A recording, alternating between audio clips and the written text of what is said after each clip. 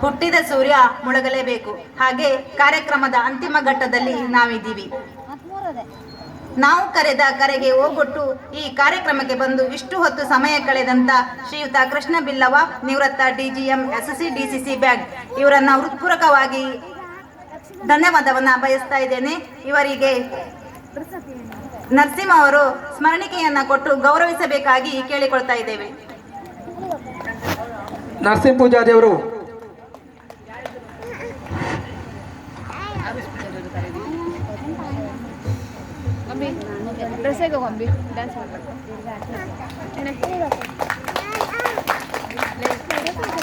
ಕಾರ್ಯಕ್ರಮ ಸೊಗಸಾಗಿ ಮೂಡಿ ಬರಲು ಕಾರ್ಯಕ್ರಮ ಸಂಯೋಜನೆಯಲ್ಲಿ ನಮಗೆ ಉತ್ತಮ ಸಹಕಾರ ಸಲಹೆ ನೀಡಿದಂತ ಶ್ರೀಯುತ ಶಂಕರ್ ಬಿಲ್ಲವ, ಸಹಯೋಗ ತರಬೇತುದಾರರು ಪತಂಜಲಿ ಯೋಗ ಸಮಿತಿ ಶಿರೂರು, ಇವರನ್ನು ಕೂಡ ಹೃತ್ಪೂರ್ವಕವಾಗಿ ಧನ್ಯವಾದವನ್ನು ಬಯಸ್ತಾ ಇದ್ದೇನೆ. ಇವರಿಗೆ ಮಾದೇವ್ ಅವರು ಸ್ಮರಣಿಕೆಯನ್ನು ಕೊಟ್ಟು ಗೌರವಿಸಬೇಕಾಗಿ ಕೇಳಿಕೊಳ್ತಾ ಇದ್ದೇವೆ.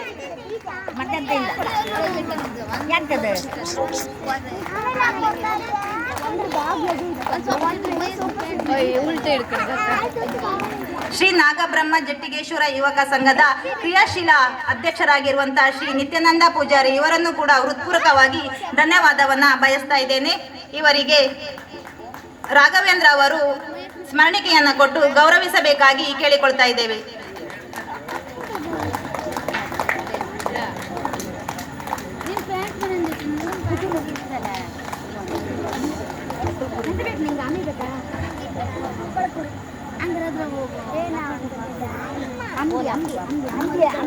ಹಾಗೆಯೇ ಇನ್ನೋರ್ವ ಅತಿಥಿಯಾಗಿರುವಂತ ರಮೇಶ್ ಬಾಬಾಯಿ ಮೇಸ್ತಾ, ಕೇಂದ್ರೀಯ ಮೀಸಲು ಪಡೆಯ ಮಾಜಿ ಸೈನಿಕರು, ಕೋಟೆ ಮನೆ ಶಿರೂರು, ಇವರನ್ನು ಕೂಡ ಆತ್ಮೀಯವಾಗಿ ಧನ್ಯವಾದವನ್ನ ಬಯಸ್ತಾ ಇದ್ದೇನೆ. ಇವರಿಗೆ ವಿಶ್ವನಾಥ್ ಅವರು ಸ್ಮರಣಿಕೆಯನ್ನ ಕೊಟ್ಟು ಗೌರವಿಸಬೇಕಾಗಿ ಕೇಳಿಕೊಳ್ತಾ ಇದ್ದೇವೆ.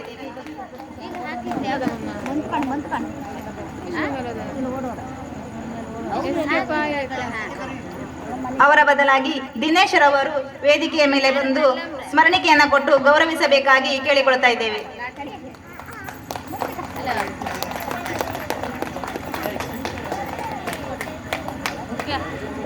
ಹಾಗೆಯೇ ಶ್ರೀ ಮಾದೇವ್ ಬಿಲ್ಲವ, ಉಡುಪಿ ಜಿಲ್ಲಾ ಅತ್ಯುತ್ತಮ ಶಿಕ್ಷಕ ಪ್ರಶಸ್ತಿ ಪುರಸ್ಕೃತರು, ಇವರನ್ನು ಕೂಡ ಹೃತ್ಪೂರ್ವಕವಾಗಿ ಧನ್ಯವಾದವನ್ನ ಬಯಸ್ತಾ ಇದ್ದೇನೆ.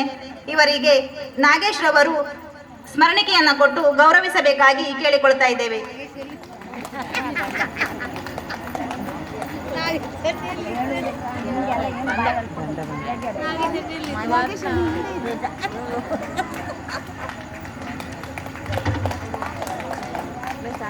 ಹಾಗೆಯೇ ಮಾಚ ಪೂಜಾರಿ ಇವರನ್ನು ಕೂಡ ಹೃತ್ಪೂರ್ವಕವಾಗಿ ಧನ್ಯವಾದವನ್ನ ಬಯಸ್ತಾ ಇದ್ದೇನೆ. ಇವರಿಗೆ ಗೋವಿಂದ್ ಪೂಜಾರಿ ಅವರು ಸ್ಮರಣಿಕೆಯನ್ನ ಕೊಟ್ಟು ಗೌರವಿಸಬೇಕಾಗಿ ಕೇಳಿಕೊಳ್ತಾ ಇದ್ದೇವೆ.